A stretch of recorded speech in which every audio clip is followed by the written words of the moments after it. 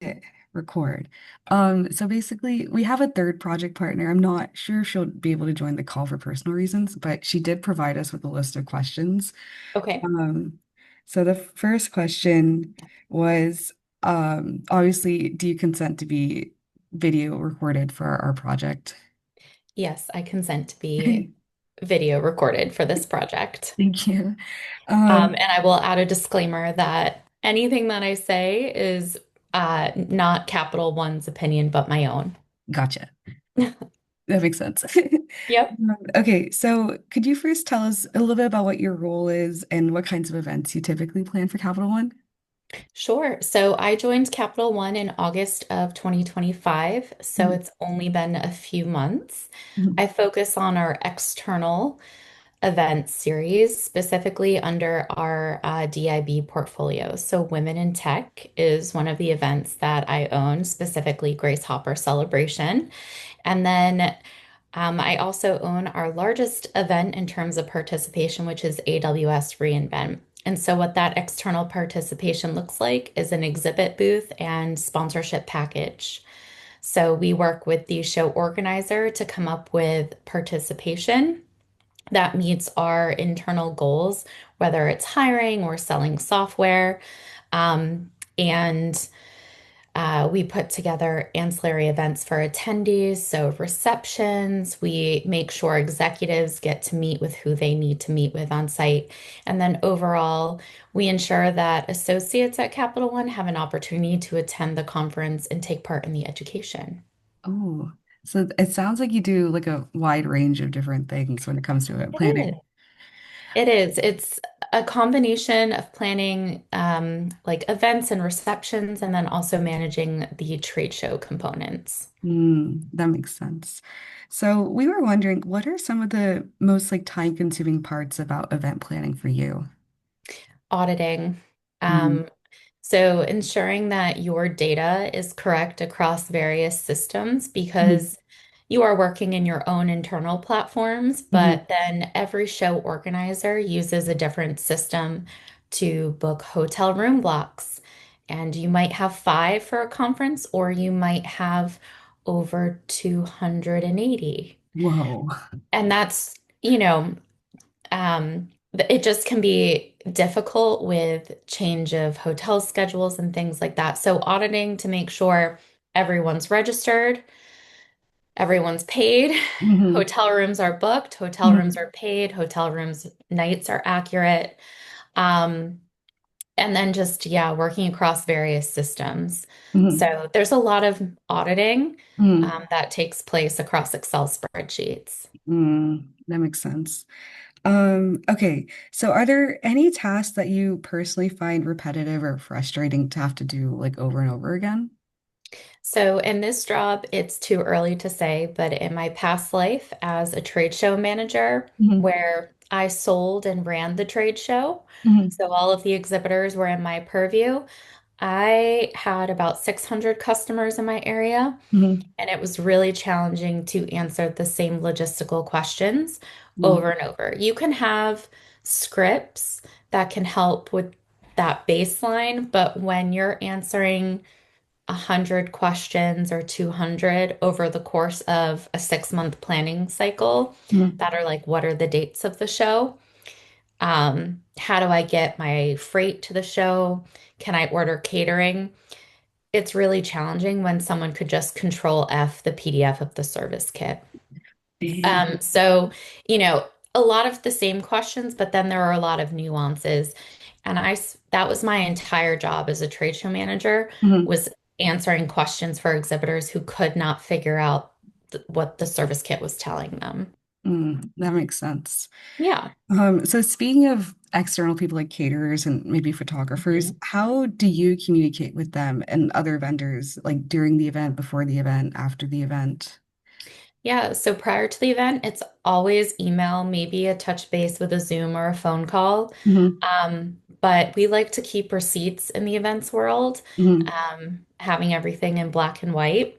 Hmm. Um, We also call this the RFP process, so request for a proposal. Maybe you go out to a couple of vendors. Hmm. couple of photographers. Usually companies, and I'm speaking broadly here, tend to Mm-hmm. hire the same vendors year to year. Mm. And so then you're signing the contract, and then when you're on site, it's cell phones. We used to use walkie-talkies back in the day, Oh. but now a lot of convention centers have better cell service and Hmm. Wi-Fi, and you might have show management Wi-Fi or your Hmm. company's buying it, so you always are connected. Hmm. Because why walkie-talkies were challenging. Hmm. That makes sense.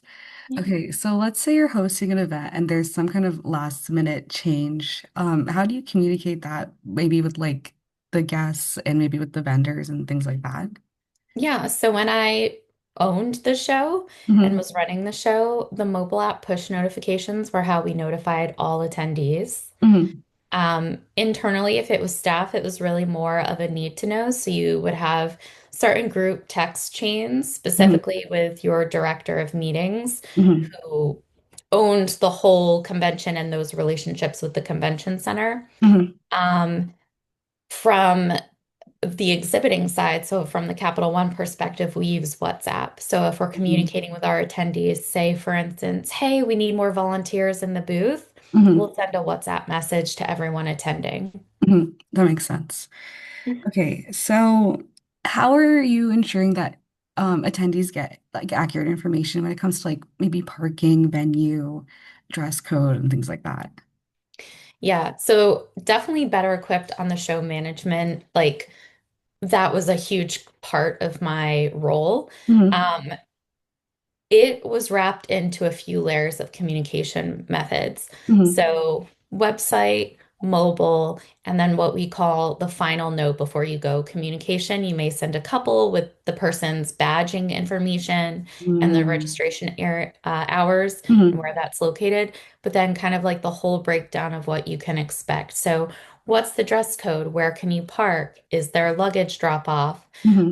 We do something very similar at Capital One for our attendees, so they feel Hmm. prepared going on site. But Hmm. as a show organizer, it's primarily, it's a lead up over the course of 3 months and the final communications with, um, like I said, web, and then email Hmm. That makes sense. and the mobile app. Mm.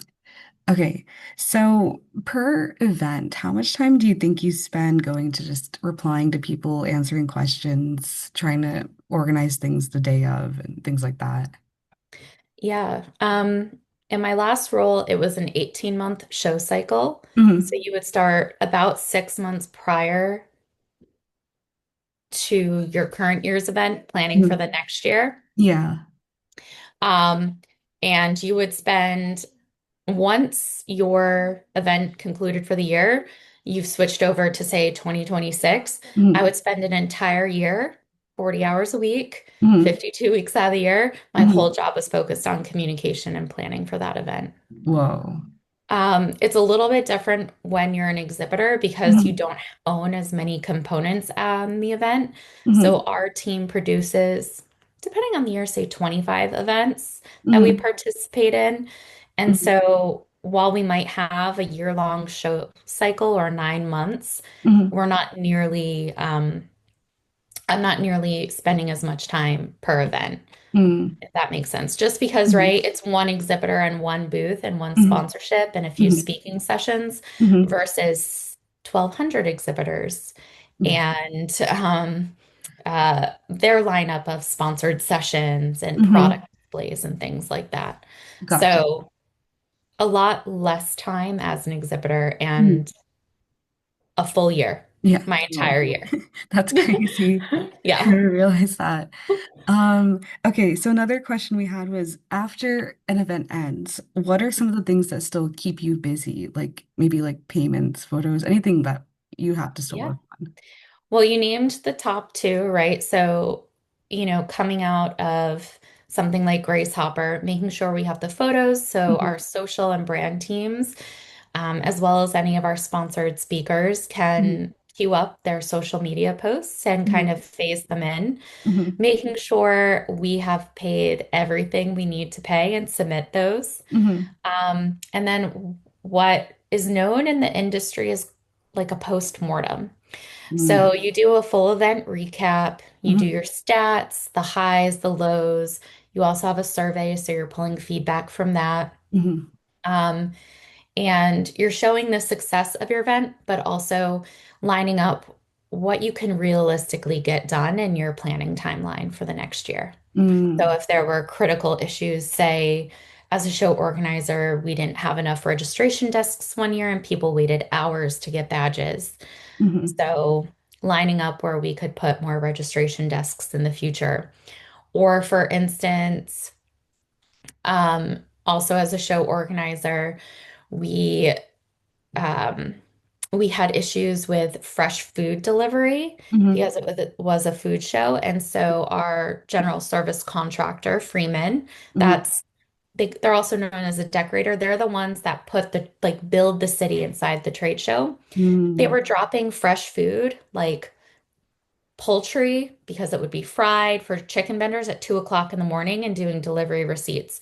So when exhibitors are arriving at 6 o'clock or 7 a.m. to begin cooking for the day, their mhm. product was skunked. Oh, So like knowing about the critical issues that your attendees are sharing with you and how you can make that experience better for the next year. mhm. That makes sense. Yeah. Oh, it's not on our questions, but I did think of another question. Do you Sure. also plan like corporate team building type of events, or is that not in your scope? That is not, so I do not work on anything internal focused Mhm. unless it's at an external conference. So for instance, at Grace Hopper, Mhm, we convened we had almost 400 associates mhm, attend Grace Hopper. So mhm. we put together a reception because we are a worldwide company and not everyone works in the same campus location. So Right. it's a good time to network. Mhm. You have a lot of Zoom meetings, but you might not have ever met that person face to face. Right. Um, but outside of that, we do one of those at each event that we do Mhm, externally. I do not mhm. work on the internal portfolio. Gotcha. That makes sense. Mhm. Okay. So I know before we started the recording, I did kind of summarize what our project's about. So I don't know if you would know the answer to this, but do you think Capital One would be open to paying for and adopting a service like ours to help with your job? I have no idea. Maybe in the future, Hmm. right? We like to position ourselves as a tech company, but Hmm. I will say at my level at Capital One, I am Hmm. not a purchaser of software. Right. Um, but they're always looking for ways to improve, um, like generally to improve and Hmm. to make our workloads easier so we can do more, right? Hmm. Because what we have now is great, but tech is always changing. So how can we make it better Hmm.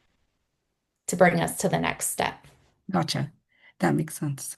Oh, another question. So, when you're planning events, do you typically communicate with the same team for each event, or does that team kind of change per event?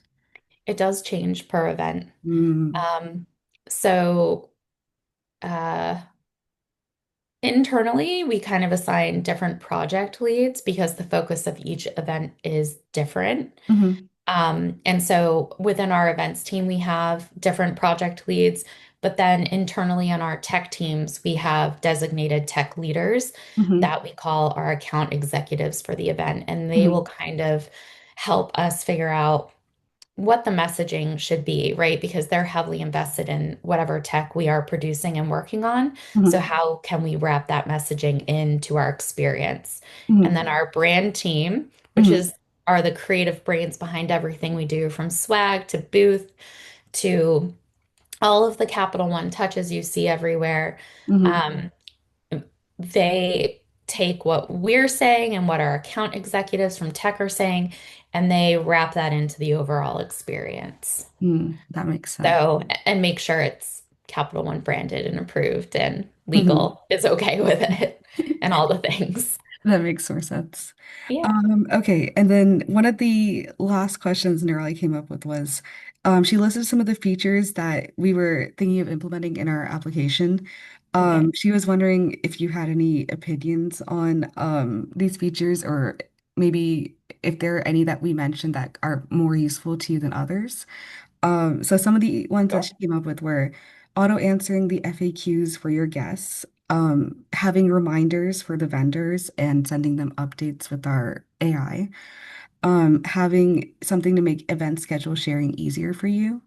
Having something where you can share photos and videos seamlessly without having to go through too many hoops.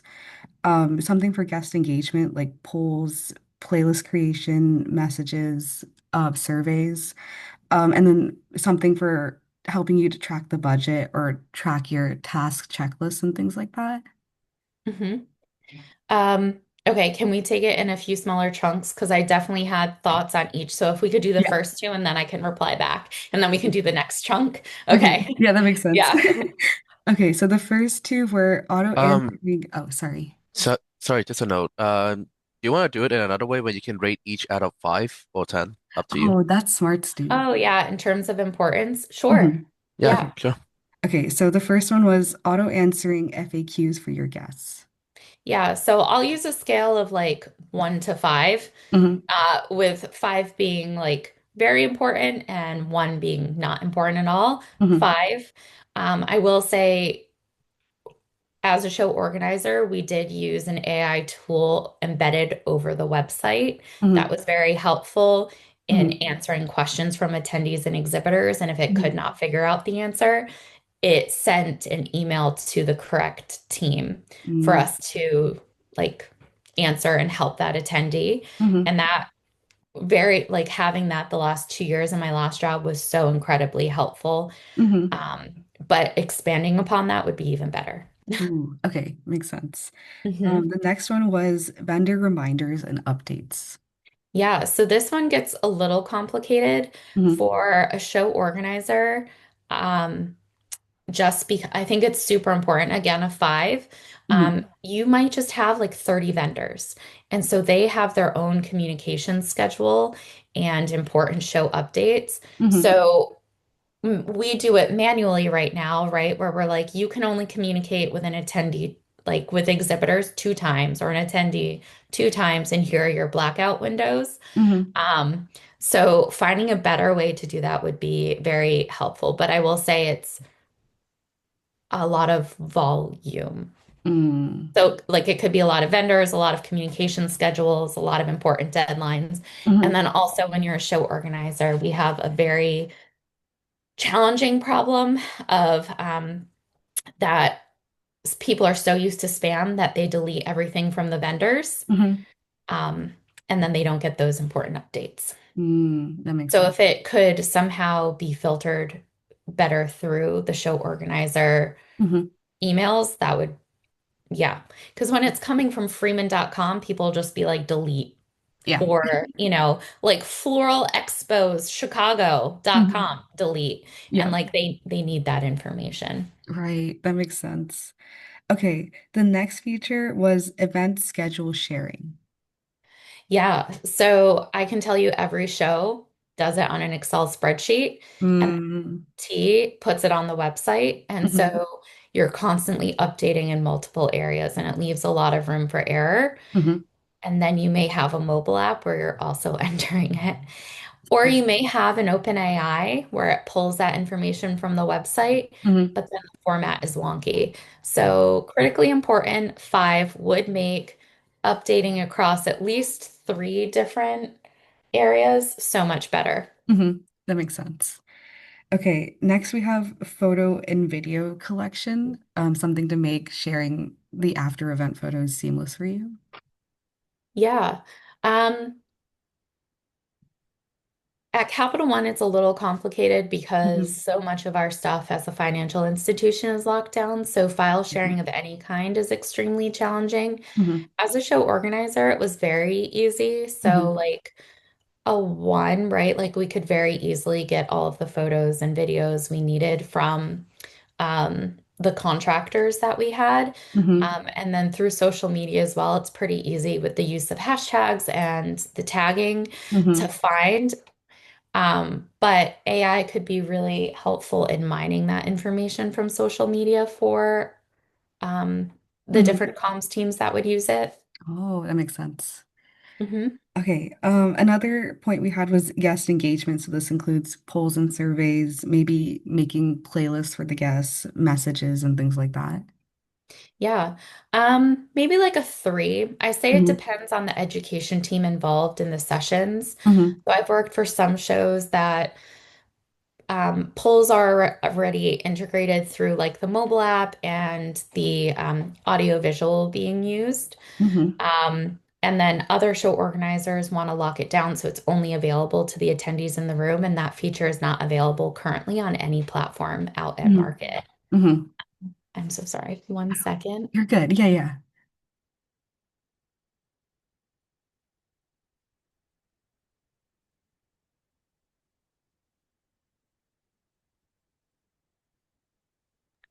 Sorry, no childcare today, so my son is home. No, you're so good. We appreciate your time so much. And then the last feature we had on this list was budget tracking and checklist task tracking. Yeah.